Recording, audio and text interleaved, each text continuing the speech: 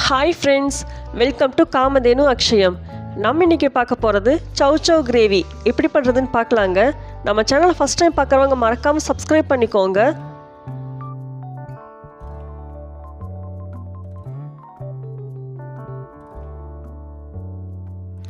நான் இன்றைக்கி 300 கிராம் அளவுக்கு சௌசௌ எடுத்திருக்கேன். இது மேரைக்காயின்னு சொல்லுவாங்க. நல்லா கழுவி எடுத்திருக்கேன். இதோட ஸ்கின்னை முதல்ல ரிமூவ் பண்ணிடலாம்.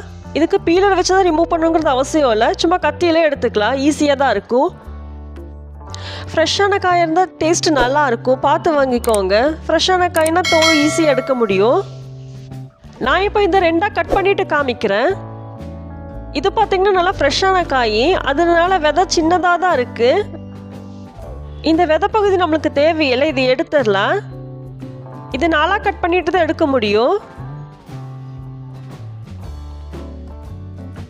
இது பார்த்தாலே தெரியும் உங்களுக்கு அந்த விதை இருக்கிறது. கட் பண்ணி எடுத்துடலாம், அதுக்கு நம்மளுக்கு தேவையில்லை. இப்போ எடுத்துகிட்டு சின்ன சின்னதாக கட் பண்ணிவிட்டு காமிக்கிறேன். காய் பார்த்தீங்கன்னா இந்த சைஸ்க்கு கட் பண்ணி வச்சுருக்கேன். இந்த சைஸில் கிரேவி பண்ணணும்னா நல்லாயிருக்கும். அதுக்காக இனி கிரேவி பண்ண ஆரம்பிச்சிடலாம். இதுக்கு கடாயில் 1.5 டேபிள் ஸ்பூன் எண்ணெய் விட்டுருக்கேன். இது சன்ஃப்ளவர் ஆயில் தான். எண்ணெய் நல்லா காஞ்சிருச்சு. 1/4 டீஸ்பூன் கடுகுளுந்து பருப்பு சேர்த்துருக்கேன்.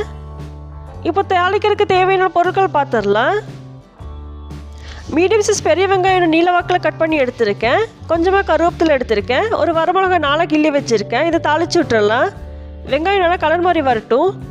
வெங்காயம் ஒரு 90% வணங்கினா போதும். இப்போ பார்த்தீங்கன்னா வெங்காயம் ஒரு 90% வணங்கிருச்சு. 1 டேபிள் ஸ்பூன் இஞ்சி பூண்டு விழுது சேர்த்துக்கலாம். இதுக்கு இஞ்சி பூண்டு விழுது சேர்க்கும் போது டேஸ்ட்டு நல்லாயிருக்கும். இப்போ இஞ்சி பூண்டு விழுது சேர்த்துட்டு 1 நிமிஷம் போல் வணக்கி விட்டுறலாம். நம்ம முதலையே இஞ்சி பூண்டு விழுது சேர்த்துட்டோம்னா வெங்காயம் நல்லா வதங்காது, அடிப்பிடிக்க ஆரம்பிச்சிடும். இஞ்சி பூண்டு விழுது சேர்த்துட்டு 1 நிமிஷம் போல் வணக்கி விட்டால் போதும். இப்போ தக்காளி சேர்த்துக்கலாம். ஒரு மீடியம் சைஸ் தக்காளி சின்ன சின்னதாக கட் பண்ணி வச்சுருக்கு, அதை சேர்த்துக்கலாம்.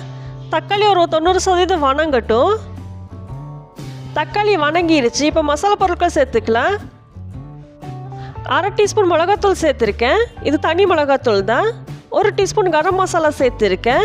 இது சின்ன ஸ்பூனுங்கிறதால 2 தடவை சேர்த்துருக்கேன். 1/4 டீஸ்பூன் மஞ்சத்தூள் சேர்த்துட்டு வணக்கி விட்டுறலாம். இது 1 நிமிஷம் போல் வணக்கினா போதும். மசாலோட பச்சை வாசம் போனால் போதும். இப்போ இது கூட காயை சேர்த்துக்கலாம். ஒரு செகண்ட் காயை நல்லா பெரட்டி விட்டுட்டு தனியாத்தூள் சேர்த்துக்கலாம். இப்போ இது கூட 3 டீஸ்பூன் தனியாத்தூள் சேர்த்துருக்கேன். நம்ம முதல்லே சேர்த்துனோம்னா எல்லாமே அடிப்பிடிக்க ஆரம்பிச்சிடும், அதுக்காக காய் சேர்த்துட்டு சேர்த்துருக்கேன். இது ஒரு 2 நிமிஷம் போல் வணக்கி விட்டுறலாம். அப்போ தான் மசாலோட பச்சை வாசம் போகும். காய் நல்லா வணக்கியாச்சு. இப்போ தேவையான அளவுக்கு தண்ணி சேர்த்துருக்கேன். காய் மூழ்கிற அளவுக்கு தண்ணி சேர்த்துக்கலாம். இது நல்லா ஃப்ரெஷ்ஷான காய் தான், இதிலிருந்து தண்ணி நல்லா வரும். அதனால தேவையான அளவுக்கு தண்ணி சேர்த்துனா போதும். காய் மூழ்கிற அளவுக்கு தண்ணி சேர்த்துருக்கேன்.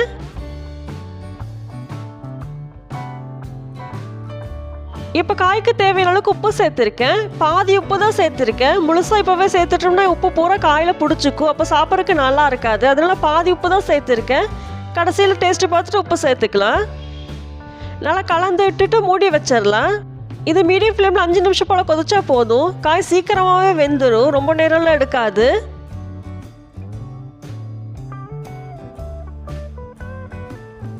இப்போ பார்க்கலாம் காய் எந்த அளவுக்கு வெந்திருக்குன்னு. காய் நல்லாவே வெந்துருச்சு, உங்களுக்கு பார்த்தாலே தெரியும். காயோட கலரே மாறிடும், லைட் கலர் ஆயிரும். உங்களுக்கு பார்த்தா தெரியும். இப்போது நம்ம சாதாரணமாக சௌசௌ வாங்கினோம் சாம்பார் தான் வைப்போம், ஆனால் இது மாதிரி கிரேவி வச்சு சாப்பிட்டு பாருங்கள், சூப்பராக இருக்கும். இது சப்பாத்தி பூரி தோசைக்கெல்லாம் சூப்பராக இருக்கும். சாப்பாட்டில் பிசைஞ்சு சாப்பிட்லாம், நல்லாயிருக்கும். சௌசௌவில் நிறைய நீர் சத்து இருக்கிறதுனால உடம்புல இருக்க கெட்ட நீரெல்லாம் வெளியில் எடுத்துரும். அடிக்கடி செஞ்சு சாப்பிட்டுங்க. காய் நல்லா வெந்துருச்சு, போதும், ஸ்டவ் ஆஃப் பண்ணிடலாம். நம்ம சௌசௌ கிரேவி சூப்பராக ரெடி ஆயிடுச்சு. நீங்களும் இதே மாதிரி செஞ்சு சாப்பிட்டு பாருங்கள். வீடியோ பிடிச்சிருந்தா லைக் பண்ணுங்கள். காமதேனு அக்ஷயத்துக்கு சப்ஸ்கிரைப் பண்ணுங்கள். தேங்க்ஸ் ஃபார் வாட்சிங்.